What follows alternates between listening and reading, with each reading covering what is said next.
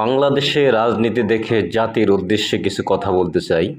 সেটা হচ্ছে, একটা পরিবারে বাবা ছিল বড় নেতা। তো ছেলের শখ জাগছিল যে বাবার মতো আমিও বড় নেতা হব। তো বাবাকে বলছিল যে বাবা, নেতাগিরি কিভাবে করতে হয় আমাকে একটু শেখাও। তো বাবা বলছে যে তোমার এগুলো শেখার দরকার নাই, এগুলো ভালো না। তো বাবাকে আবার ছেলে রিকোয়েস্ট করছে যে বাবা, তুমি যদি আজকে মারা যাও তাহলে কালকে তো তোমার জায়গাটা আমাকেই ঠিক রাখতে হবে। তখন বাবা বলছে যে আজকে তোমাকে কিছু কথা শেখাবো, বাকি কথা কালকে শেখাবো। তো বাবা বলছে যে ধরো আমি একটা দেশের সরকার, তোমার মা একটা দেশ, আর তুমি হচ্ছ বিরোধী দল, আর তোমার যে ছোট ভাই বোন আছে তারা হচ্ছে সাধারণ জনগণ। আজকে এটুকুই শেখালাম, বাকি কথা কালকে শিখবে। এখন ছেলের মনে রাত্রে ঘুম হয় নাই, সারা রাত ছটপট ছটপট করে ভোর হতে না হতেই ঘুম থেকে উঠে যে বাবা কখন ওঠে, বাবা কখন ওঠে, এই অপেক্ষায় থাকতে থাকতে পরে জানালা দিয়ে দেখতেছে যে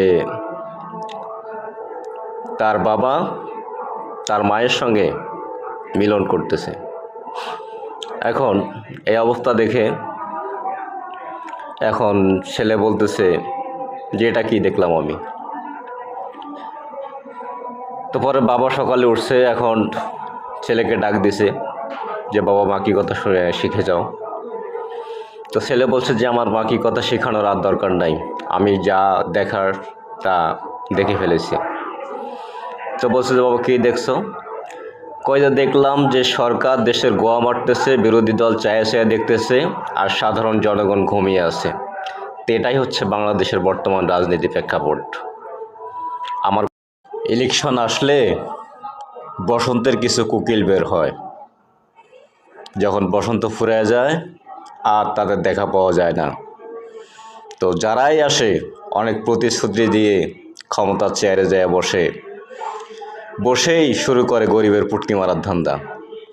গরিবের পিঠে ছাল উঠে যায়, অথচ ওরা এসির ভিতরে এসি গাড়ি নিয়ে আরামায়েশে জীবনযাপন করে।